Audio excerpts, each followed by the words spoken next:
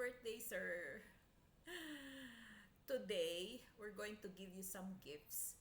Gifts na pinag-isipan talaga namin kung ano yung ibibigay namin sa'yo. Kasi paano ba naman kami magbibigay ng regalo sa'yo? Feeling ko lahat naman meron ka na. At kung ano man yung gusto mo pa, kayang-kaya mo nang makuha. So, today, I'm going to give you a gift. A gift that you have already given me.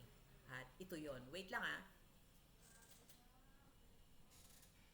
Buko! Bakit buko, sir? Di kita makakalimutan. Kasi, natatandaan ko ba, yung dito yung sa Rizal, yung Iron Horse, nung ginagawa pa yon.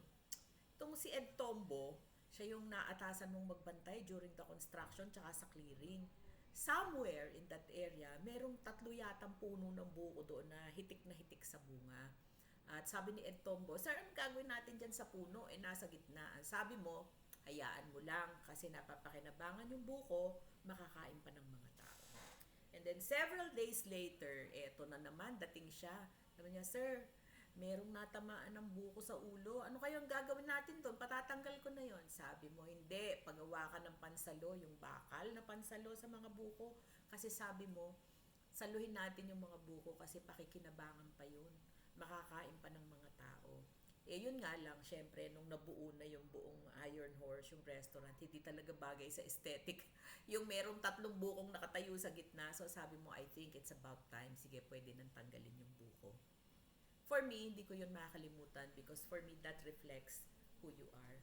You're the type of person who will not give up on someone. Not that easy anyway, for as long as kaya pang isalba, for as long as kaya pang gawa ng paraan. I think that's the reason why we are doing all this spiritual um, development na ginagawa natin ngayon. Because we don't want to lose people. We want our people to be with us as a family.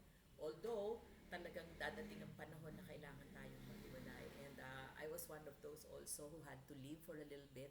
Although, hindi ako physically present, but have always been part of the company no matter what. And when the time comes na kailangan ko bumalik. I remember nung nagpaalam ako sa iyo noon right after our trip in Singapore, I think. Sabi ko sa'yo, sir, I think I'm leaving. And then sabi mo, okay lang, Mambeng. Basta pagka naramdaman mo na hindi ka comfortable doon, balik ka lang, sabi mo sa akin. And true to form, eto ngayon, magte 10 years na ako, balik sa DC, sa agency, and now I'm getting into training again. And sa palagay ko, yun talaga yung, I think, the bond that you share with the people that are with you, no? I remember nung may opisina pa tayo, magkapatong na container van sa Sasa, and mag-office doon, and you're going through a very rough patch in your life then, and you were saying, Mambeng, pwede bang umiyak sandali? Sabi mo sa akin ganyan. Sabi mo, iyak lang ako sa shoulder mo, and you did cry, and I felt it. You know, and in the same manner during the time na ako naman ang nagkaroon ng maraming pinagdadaanan during the time na bago ako bumalik ng Maynila. Ganun din, no? I cried to you, kay Mambing, and then you supported me all throughout. And salamat, sir, kasi naramdaman ko na truly I am member of the family. Hindi man tayo blood related, pero mas malalim pa doon yung ating pagmamahal sa isa't isa.